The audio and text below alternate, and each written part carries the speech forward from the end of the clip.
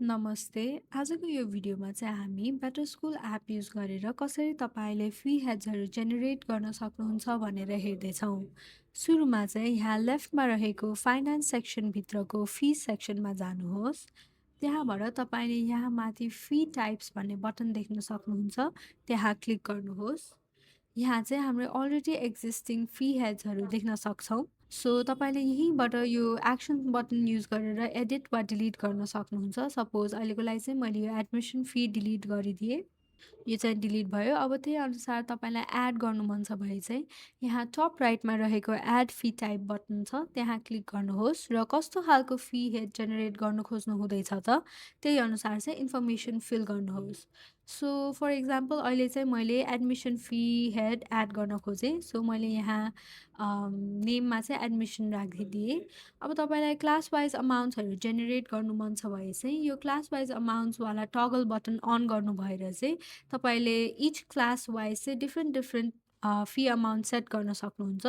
But अहिलेको लागि चाहिँ मैले यो बटन अफ गरेर अमाउन्ट चाहिँ सबै क्लासको लागि 3000 सेट गरिदिएँ। अब as you know admission fee चाहिँ हाम्रो वैशाख महिनामा मात्र लिने हुनाले चाहिँ हामीले अरू सबै मन्थको यो बटनहरू चाहिँ मैले डिससेलेक्ट गरिदिएँ। एन्ड एडमिसन फिजहरू चाहिँ अप्सनल होइन, सो यो इज अप्सनल बटन पनि अफ छ। यहाँबाट मैले एड फी टाइप गरिसकेपछि चाहिँ तपाईँको यहाँ देख्न सक्नुहुन्छ फी टाइप एड भइसकेको छ।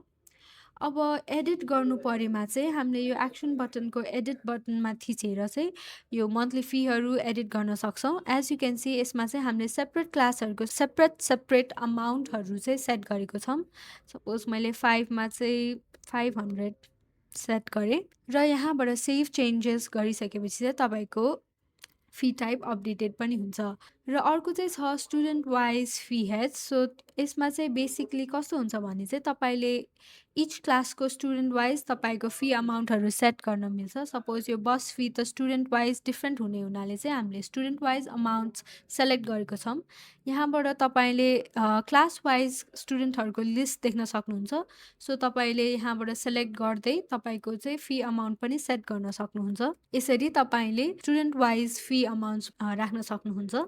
सो अर्को चाहिँ छ, अब इफ हामीलाई चाहिँ अप्सनल खालको फी टाइप जेनेरेट गर्नु छ भने चाहिँ मैले एउटा अप्सनल कम्प्युटर क्लासेसको लागि चाहिँ एउटा फी हेड जेनेरेट गर्दैछु। So this is let's say हामीले क्लास वाइज डिफ्रेन्ट अमाउन्टहरू सेट गऱ्यौँ। सो त्यहाँबाट चाहिँ हामीले यो सबै मन्थ्समा एप्लिकेबल छ र अप्सनल फी टाइप हो। So is optional button on गरेर चाहिँ त्यसपछि हामीले चाहिँ एप्लिकेबल स्टुडेन्ट्सहरूलाई सेलेक्ट गर्न सक्छौँ।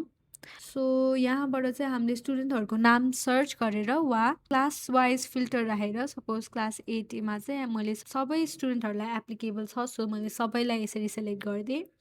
र अर्को क्लासमा चाहिँ मैले ओन्ली फ्यु स्टुडेन्ट्सहरूलाई यसरी सेलेक्ट गरेँ। त्यहाँबाट चाहिँ मैले अब यहाँ एज यु क्यान सी स्टुडेन्ट्सहरू सेलेक्ट भइसकेको छ। र अब हामीले यहाँबाट एड फी टाइप गरिसकेपछि चाहिँ यो अप्सनल फी पनि हामीले यहाँ देख्न सक्छौँ। यसलाई पनि हामीले एडिट र डिलिट गर्न मिल्छ। सो यसरी चाहिँ हामीले यो एपको मार्फत फी हेड्सहरू जेनेरेट, एडिट र डिलिट पनि गर्न सक्छौँ। So thank you.